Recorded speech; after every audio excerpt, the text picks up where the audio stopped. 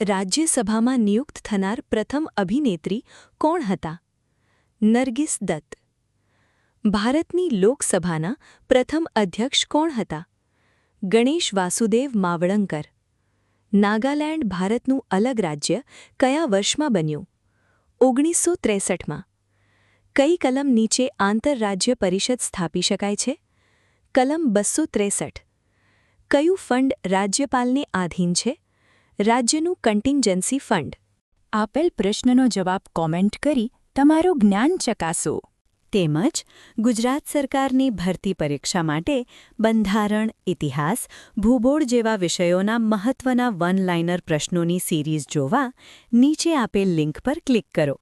અને હા, શોર્ટ્સ પસંદ તો આવ્યો જ હશે, તો પછી લાઇક કરી કોમેન્ટ કરો ને મારા વાલા મિત્રો. અને જોજો ચેનલ સબસ્ક્રાઇબ કરવાનું ભૂલ્યા નથી ને?